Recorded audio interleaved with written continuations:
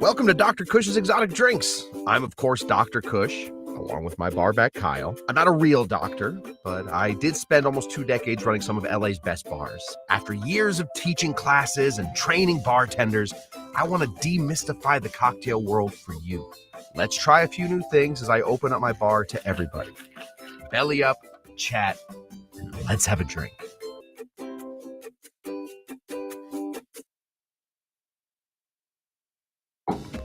All right.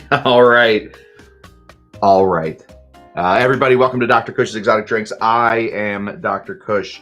Coming off, I've been looking forward to May 23rd for quite some time.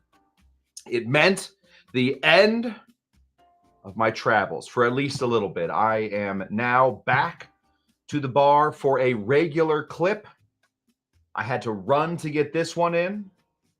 Just barely got it in under the wire. A reason that we don't have a huge turnout, of course, is because if I put up a class with like 25 minutes before the class starts, a lot of people are just going to assume Kush forgot all about us. I did not forget about you. It's sort of difficult to make those little signs, the ones that have the bezeled things that come out that have the, you guys know what I'm talking about, the thumbnails that are on all my things. It's tough to do those whilst driving. So I am here now, and we are ready to go. Before we start, I don't see him here, but I do want to wish a very happy birthday to one of the original Big 30. Now, who are the Big 30? If you know, you know. If you know about the Big 30, you know the Big 30. If you know about the Big 30, you're probably in the Big 30. That's all there is to it. But, oh, he's just showed up. Let me say a very happy birthday to our good friend, Paul Belenardo. Hello, Paul. Good to see you, pal. Paul has been with the show before it was even a show.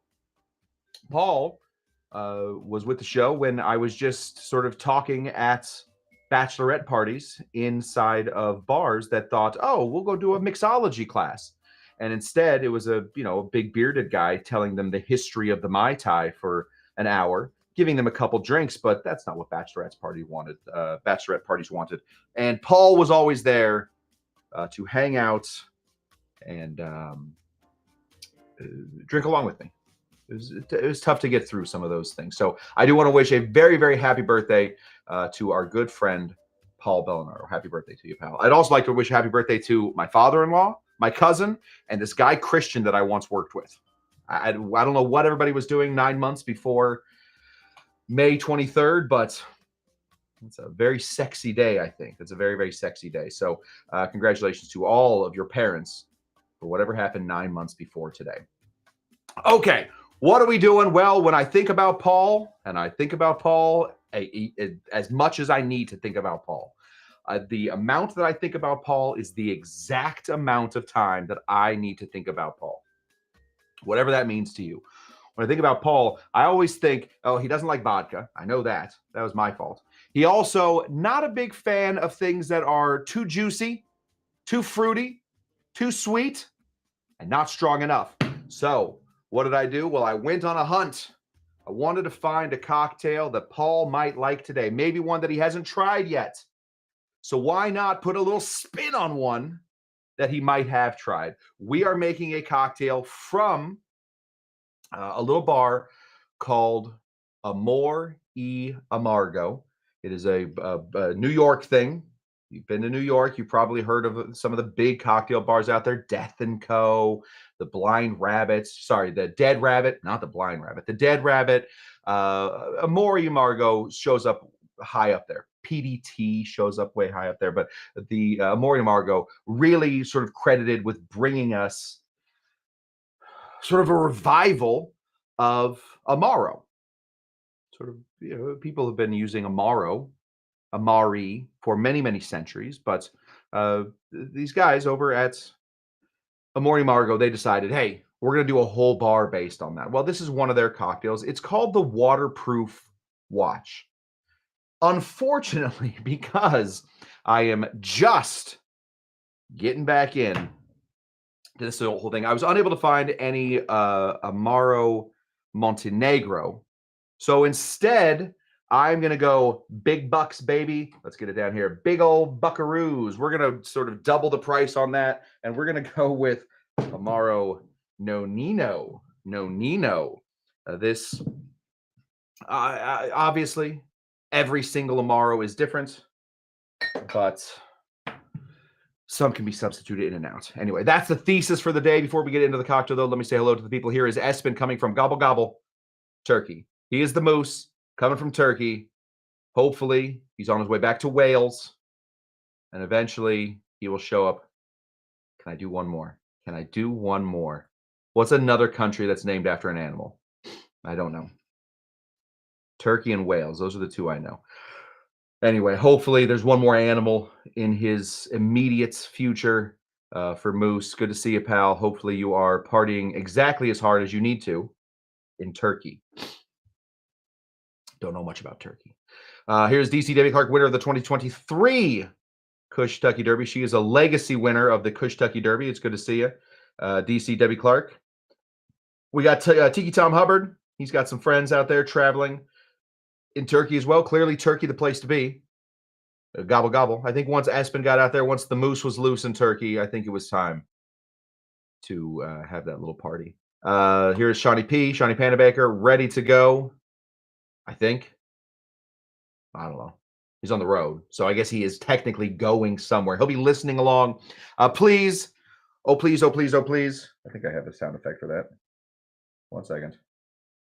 How about pretty please? Oh, please, oh, please, oh, please. Please, oh, please, oh, please. Do not make these drinks while you're driving.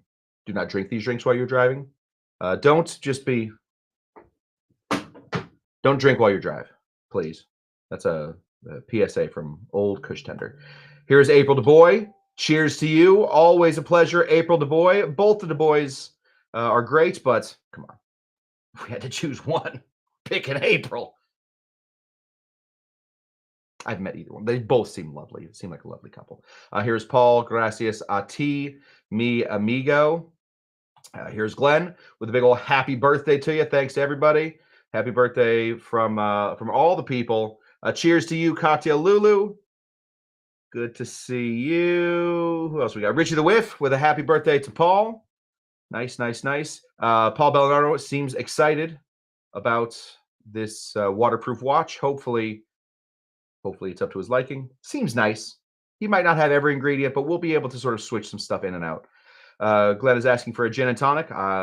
This is not a real bar, and I am unable to get you a gin and tonic currently.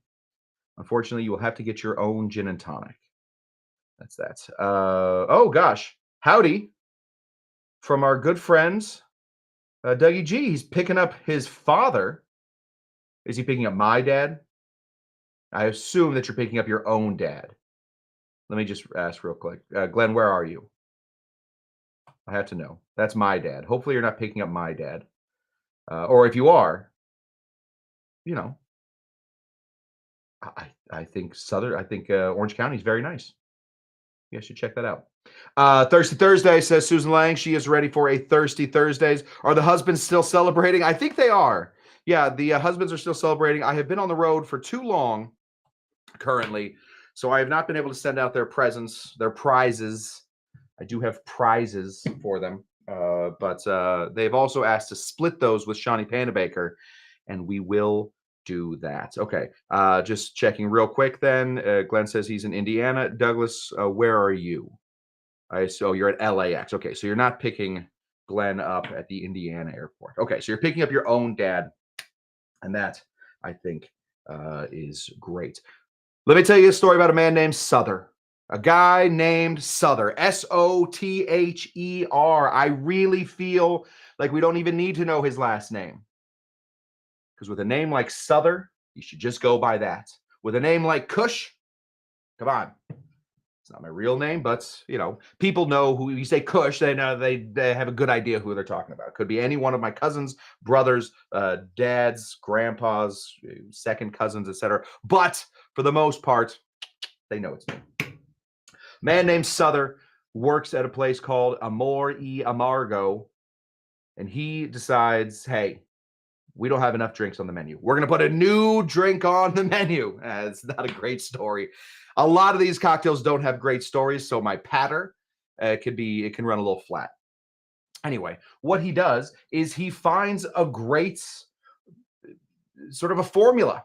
You find a formula for these cocktails, and then what do? You just switch things in and out. That's really all this is. I really should not even have to do this show anymore. Once I've taught the formula, it should all be over.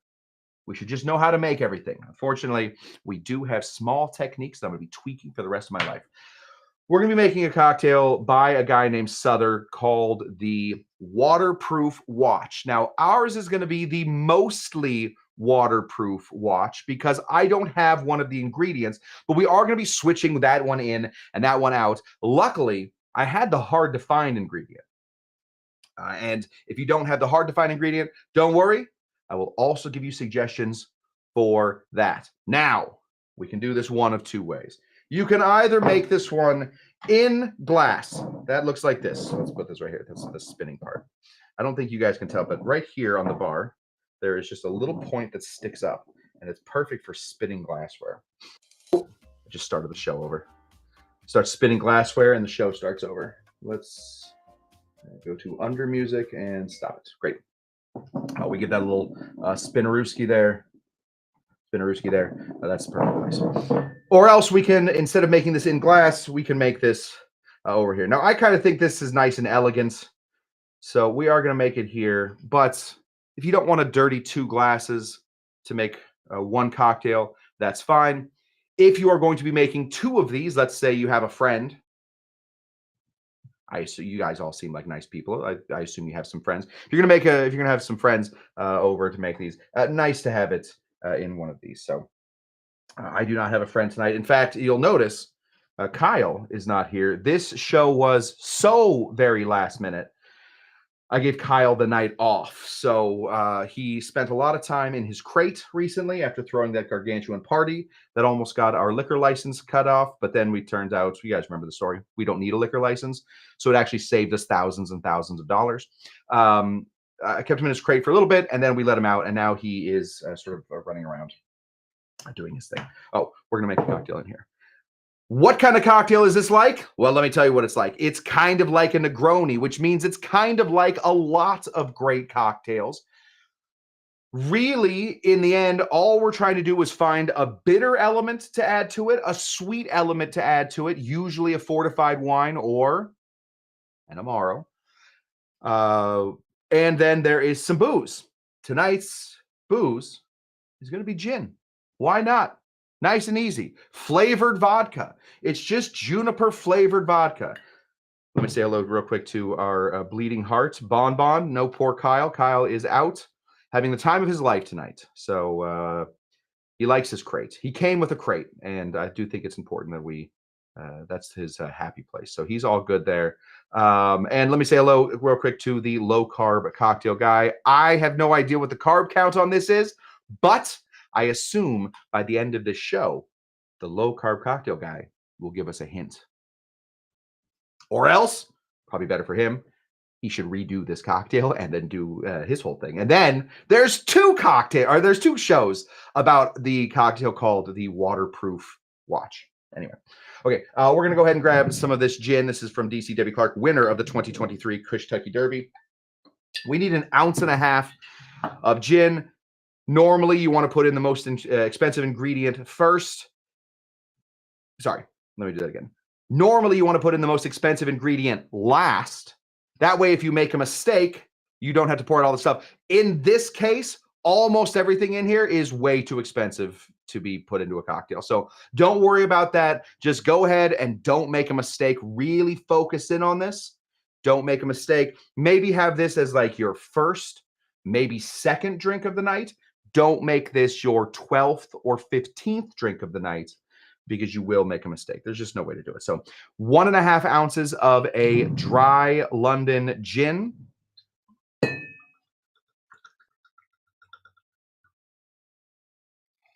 Excellent. That looks great. All right. Now comes the difficult part. Obviously, picking a booze should be the most important part when you are creating a cocktail. When you are trying to find the profile, you're going to want to find things that match right along with the booze that you have chosen. Okay. Unless you're doing vodka, and then don't even worry about it. But, in this cocktail, we want it to be kind of big and poppy and floral. So we've chosen a gin that sort of is big and pops and is floral. So now we're going to try and match that with other flavors. So now we have to find a way to match our bitter and our sweet and somehow get that going. So we're going to start over here with our bitter and sweet. Let me just find this out real quick. Cocktail Lulu. By the way, Costco London Dry Gin is terrific. I love to hear that. Listen, I am a big fan of Martin Miller's, but we may have some fun news on the gin front coming up here soon. More to come later. I have a lunch tomorrow. I have a cocktail lunch tomorrow where I get to talk about cocktails and maybe talking about cocktails professionally on my show. Hey, so I'll let you know. So now that I've said it, it's probably going to fall through, and that's the whole thing. Anyway, what we need an Amaro. This is from Amor and Amargo. So we're going to be dealing a lot with Amaros. We're going to reach over here for our friend Campari's sweeter, more sensitive flower of a younger brother. This is Aperol. Aperol is sweeter than Campari, obviously. Campari has some sweetness to it. I heard somebody say there's a lot of rhubarb in Campari recently, and now that's all I can think. But this Aperol is certainly going to come in sweeter than our Campari because we're using two different Amaros. So those are called Amari. Because we're using two different Amari, we need to find Amari that'll bring sweet and bitter. And this certainly the king of sweet and bitter, and also a sensitive sweetie. Go ahead and put in 3/4 of an ounce of some Amar. Say it again. Go ahead and put in 3/4 of an ounce of some Aperol.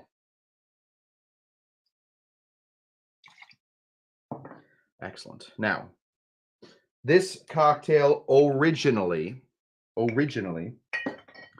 calls for Amaro Montenegro, which is a wonderful Amaro. When I picked this cocktail to make today, assumed I had it. I just assumed that somewhere on my Amaro shelf right here that I would have Amaro Montenegro, and it turns out no, I do not. Highly recommend you grab some Amaro Montenegro if you ever are making something that needs that extra big depth of bitter flavor. Amaro Montenegro is not only not crazy expensive, but also brings a lot of big flavors, a lot of those big, bright, bitters flavors. I instead am going to just waste a bunch of money real quick and put in an equivalent to Amaro Montenegro, and that is Amaro Nonino. You might know Amaro Nonino most famously from a cocktail from another New York bartender, Sammy Ross, my best friend in the whole world. We write each other all the time. No big deal. He wrote me once on Instagram, and it was pretty cool. Anyway, we're going to find this Amaro Nonino. You might recognize this from Sammy Ross's cocktail called the Paper Plane. This stuff is awesome. This stuff is also expensive. So, if you really like it, it's the one thing you got to have. I say go for it. There is some wiggle room, though, when we get into Amari. You don't have to you don't have to go searching for forever. There's a bunch of great cocktails in the world that call for Fernet Valette. Call for Angostura Valette. I can't find it. Doesn't exist. You know why? because Mexico ran out of glass a while ago. That's the story I heard. Anyway, find something that is similar. You know what's great for finding things that are similar? The internet. Just search it. You'll find it. Anyway, grab yourself an Amaro similar to Montenegro or Amaro Nonino. And we're going to go ahead and put in 3/4 of an ounce of some Amaro.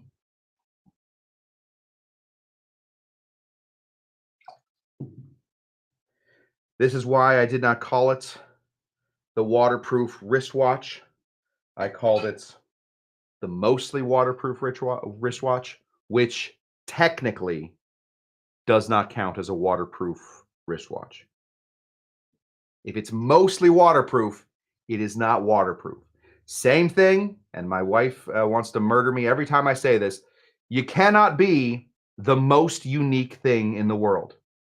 You can't be the most unique thing in the world. Why? Because unique means one of a kind. You can't be the most one. You're either one or you're not one. You're either unique or you are not unique. You either are waterproof or you are not waterproof. You can't be mostly waterproof. I mostly am waterproof as well until you put me underwater for 5 minutes and then I'm dead. Now I'm not waterproof. You cannot be, you are either unique or not unique. You're either waterproof or not waterproof. This is kind of a conundrum. Is this important for a cocktail show? Tis not. Tis not important. However, Richie the Whiff brings up another point. You cannot be almost pregnant. You are either pregnant or you are unpregnant. There's just 2 ways to do it. Yes, yes. This could have been much, much better. The water-resistant wristwatch is what we should have called this. Thank you, UF Mark, Resident Gator. Water-resistant wristwatch. Yes, the mostly waterproof wristwatch should not have been. Literal. Here we go. Bonbon. Literal. You are either literal. You can't say that is literally this thing. It is not the case. If it is literally that thing, then it can't be compared to it. It is actually that thing. This glass right here is literally this glass right here. I don't make the rules. I just follow the English language, and I have a whole degree in it from a prestigious college called the University of Southern California. Fight on. Anyway, okay. Last ingredient we need in here is kind of a tough one. Why do I have this this thing? What's the statute of limitations on when you can steal from a past employer? Is it like 3 or 5 years? If it's 3 or 5 years, then I definitely, if it's longer than 3 to 5 years, then I bought this at some store. This guy right here. I definitely remember buying this at some store somewhere where I said, I need to have pimento bitters. If the statute of limitations from stealing from a past employer is more than 3 to 5 years, then definitely I bought this at a store somewhere. This is Dale Deggroff's Pimento Bitters. He calls it his Pimento Aromatic Bitters. This stuff replaces things like Pimento Dram. It replaces things like Allspice Dram. Replaces all those sorts of things with only 2 drops. So we're not adding any more sweet, which we have in spades in this cocktail, but we are bringing in a lot of pimento. That'll cure what ails you. That is something else. And of course, we all know Dale Deggroff. Really, we only bring this picture out when we're talking about Dale Deggroff and the things that he's created. And we brought it out twice this week now. But that's Dale. Famous bartender, created this pimento bitters. Don't know why he felt the world needed pimento bitters. I can understand why our friend Gaz Regan, I understand why he went with orange bitters. Those were a pretty popular thing, and we use them all the time. Pimento bitters, I don't think I've used these in the 3 to 5 years that I have had them legally, that I have legally owned these bitters, because they were not ill-gotten gains. They were purchased by me with this much taken out of them. Anyway, we need 2 dashes of some pimento bitters. Preferably, we want the Dale Deggroff kind. So 2 dashes of this. Excellent. Now, if you do not have this stuff, if you do not have these Dale Deggroff Pimento bitters, that, my friends, is fine.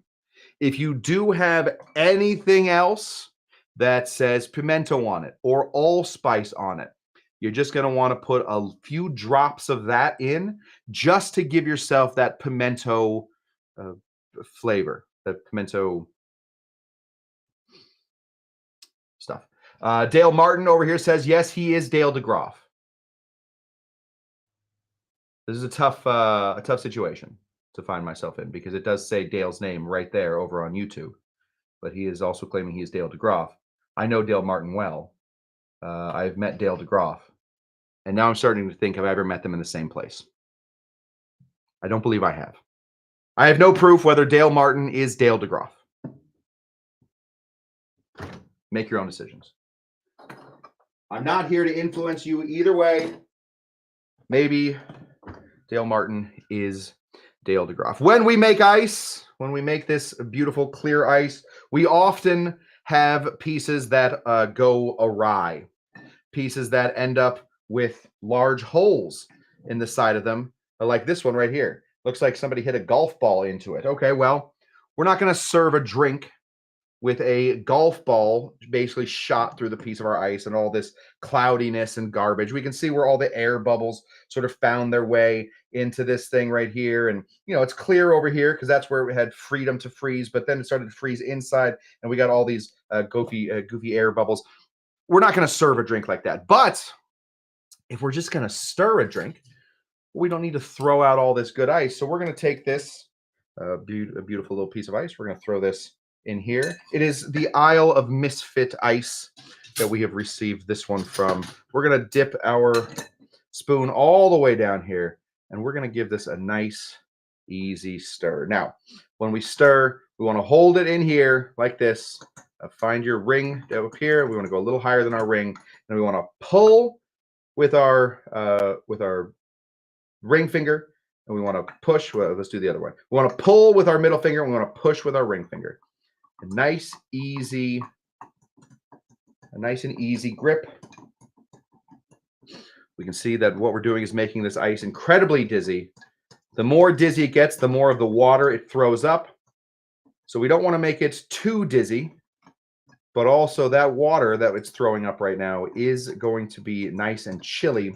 So we should get a nice chilly drink as well. There we go. Perfect. Okay. Looking good. We use the large pieces of ice because they have less surface area. It seems counterintuitive.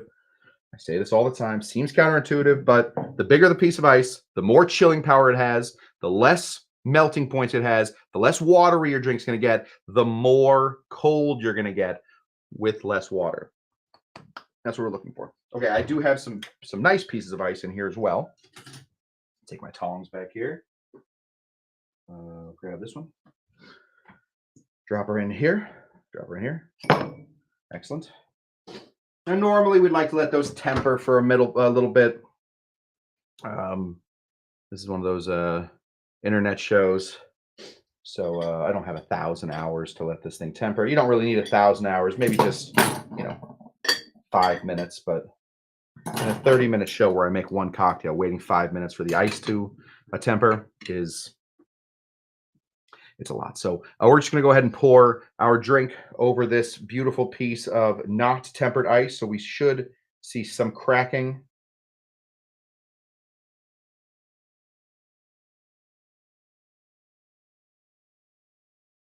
There we go.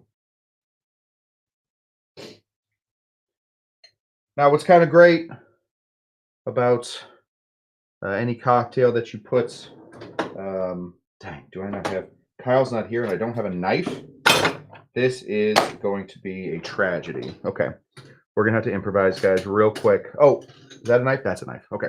We found one. What's nice about cocktails that have this Aperol or Campari, whatever that rhubarb situation that we have going in here, that rhubarb color that goes on in here, is we're going to get this really nice bright red color. I don't know, when we say like the reason that we're grossed out when we see things that we shouldn't eat is because that's nature telling us we shouldn't eat them. I find this color of cocktail to be incredibly appetizing. If I see a glowing cocktail of almost any other color, I'm suspicious. I say, why is that so blue? Well, what's with the green part? I don't like the green part. What's going on? Why is that thing glowing green? I don't want any of that.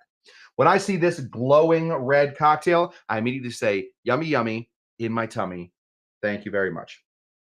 So I do think that is nature's way of saying that Campari and Aperol are good for us.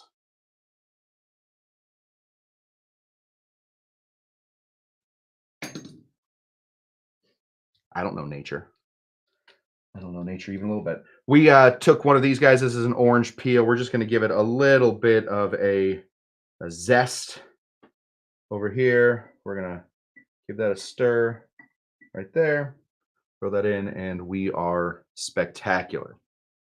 This right here, guys, is I don't think we've changed the name to the water-resistant wristwatch, which is kind of a mouthful. I like the mostly waterproof wristwatch because it is also pretty silly to say. That's what this guy looks like. Maybe we should put it real quick onto the spinner whilst I answer a couple questions in here. Oh, yeah, look at that. Now it's growing. Yeah, my internet doctor said so. So yeah, honestly, the UF Mark, Resident Gator, you can take that, I think, right to your doctor and tell them that you're good. I was pretty sure that I had scurvy for a while. Turns out I was dehydrated, but the internet doctor, the WebMD, did tell me there's a chance you have scurvy. Turns out I drank 2 glasses of water and I was right back to it. My teeth went right back in. So maybe don't always listen to the internet doctors when they tell you have scurvy. Nonino is grappa. That is not true, I don't believe. What specific? I mean, grappa is made of grapes. I don't believe this is made of grapes. This is made of ingredients: water, grain neutral spirits. So definitely, probably not grapes. No, Nonino is an Amaro. So basically, they're going to take a neutral spirits. Not always. Sometimes they're really big into what the spirit is, but it doesn't usually matter unless you're going to make it with like a brandy, etc. You're going to find a neutral grain spirit, which just means that they've distilled all of the flavor right out of it. And then they are going to flavor it afterwards. They're going to add all their flavorings into it. Things like rhubarb and orange. And if you are Fernet, you're going to take half or 3/4 of the world's saffron, shove it into Fernet. That's basically what we're doing. So yeah, it's an Amaro, one of the Amari family, and that's what that is. Okay, let's drink this guy. Cheers to all 4 of my birthdays today. The one that is here is, of course, my good friend and part of the Big 30, one of the founding members of the Big 30, Paul. Very happy birthday to my father-in-law. His name is Rick. He has been a guest on the show, I believe, twice.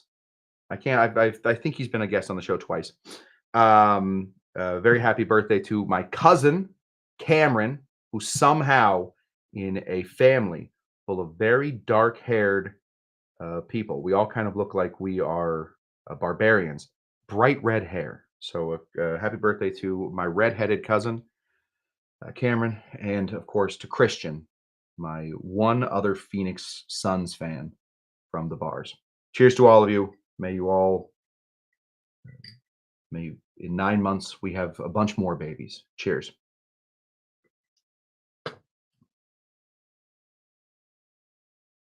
That is really freaking good. That is really good. The pimento bitters sort of wrap the whole thing up in a nice bow. Obviously, Nonino is great. I think maybe with Nonino, we could have gone with Campari instead of Aperol. Nonino does have a bit of a sweet streak through it as well. So it might be a touch sweet for you. You know what you do in that case? Bump up that gin just a little bit and call it a day. Gin is dry. The opposite of dry is sweet. That is correct. So yeah, I do think we found kind of a winner here in the mostly waterproof wristwatch. That's that, my friends. Very simple. It took us 35 minutes to make one drink, and that is the theme of the show. It's letting me word vomit while I tell you about very, very small things. I'm going to try Campari next time. Good call, Kush. Thank you there, Bon. Yeah, I think Campari in this one would be nice, especially if you're using Nonino. Now, if you're using Montenegro and Aperol go very nicely together.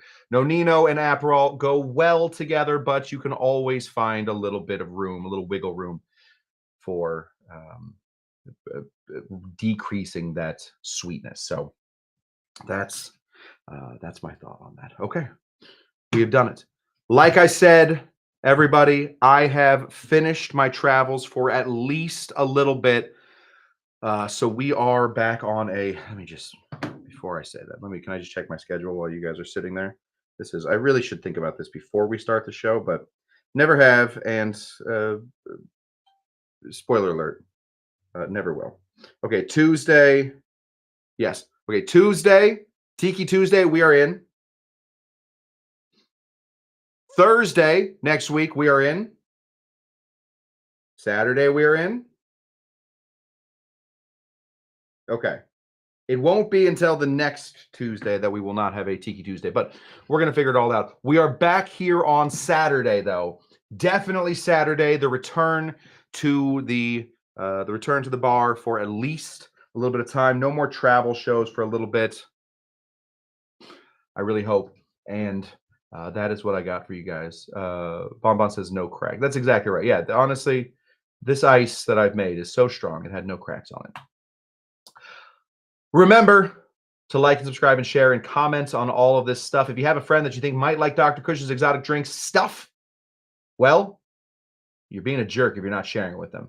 Tell them about it. The larger we get, the more important the Big 30 becomes.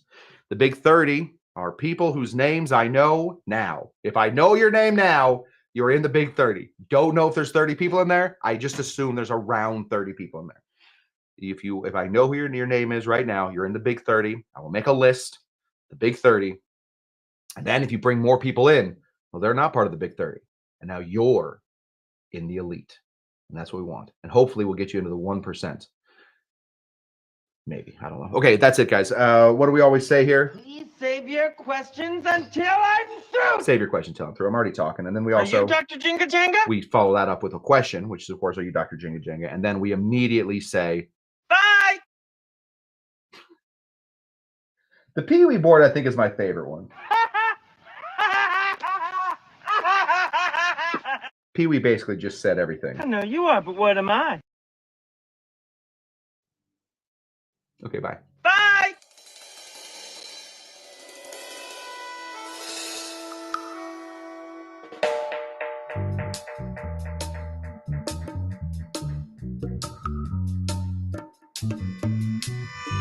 That's all I am. Just a regular human bartender. Bye bye, bye bye.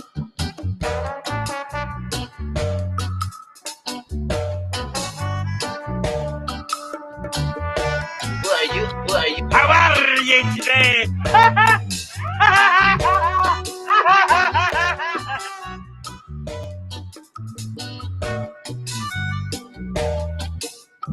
This is the way we talk in Tucson, Arizona. Wow, wow.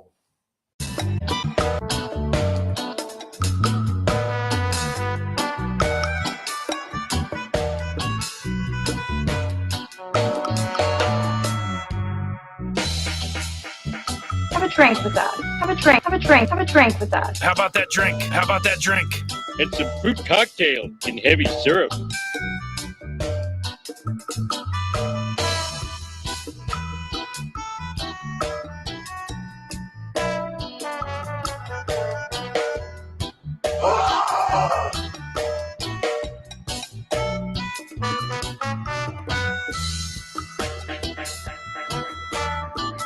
No.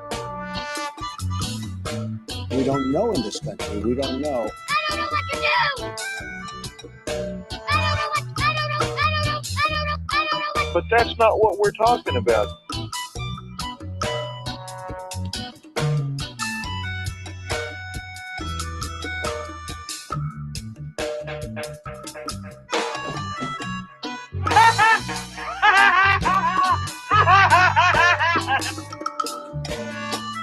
I know you are, but what am I? Bye! Bye! Are you Dr. Jingle